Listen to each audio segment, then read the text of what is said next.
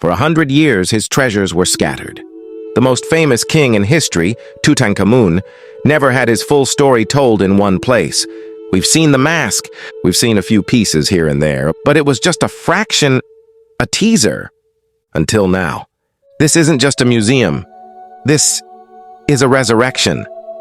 After decades of waiting, countless delays, and over $1 billion spent, the Grand Egyptian Museum is finally opening its doors, and what they've put inside will change history.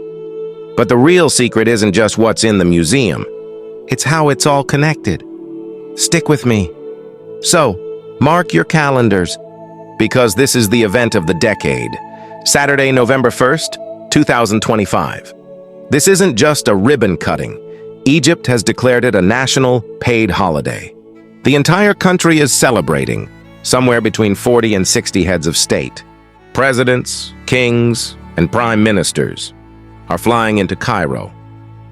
Over 400 international media channels, all descending on one spot.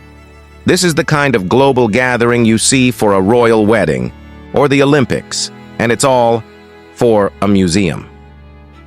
Then on November 4th, the doors open to us, to the public. So, why? What's the big deal? First, just look at this place. It's not near the pyramids, it's part of the plateau, just over a mile away. The architects, an Irish firm, by the way, did something brilliant.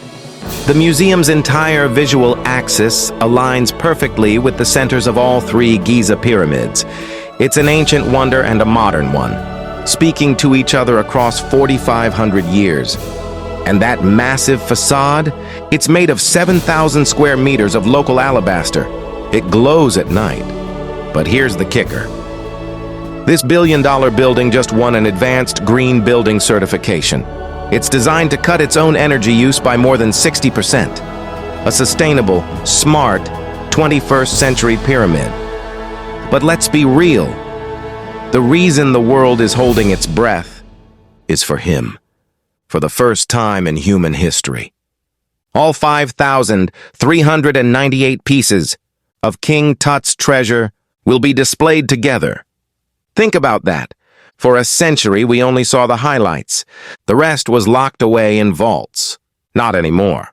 The famous golden mask and ceremonial throne are here, but now they're surrounded by everything else. The chariots he rode, the board games he played, the jewelry he wore, and the 300 items of clothing, even his sandals, all of it, together, in two massive halls. This isn't just a collection anymore, it's the complete intimate story of a pharaoh's life and his journey to the afterlife. And it is finally home. But the museum doesn't stop with Tut. When you first walk into the Grand Hall, you're not greeted by a ticket booth. You're greeted by this guy, an 83-ton, 3,200-year-old statue of Ramses the Great.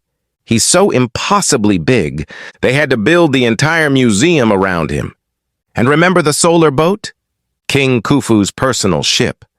The oldest intact ship in the world? They moved it, piece by piece, into its own high-tech building, where it will be preserved for millennia. Over 100,000 artifacts, and 20,000 of them, have never been seen by the public before. This is not your grandfather's dusty old museum. The GEM is fully digital.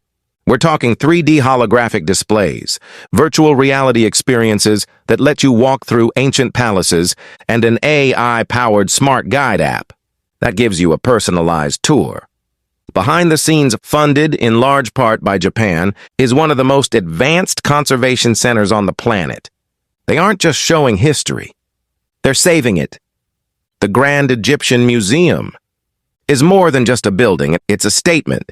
Egypt is projecting a 30 to 40% jump in tourism. 5 million visitors a year. A massive engine for the entire country's economy. For 100 years, the world came to Egypt to see the pyramids. Now they will come to see what was inside them. The wait is over. The treasures are home. The gates are opening. The greatest story in history is just beginning.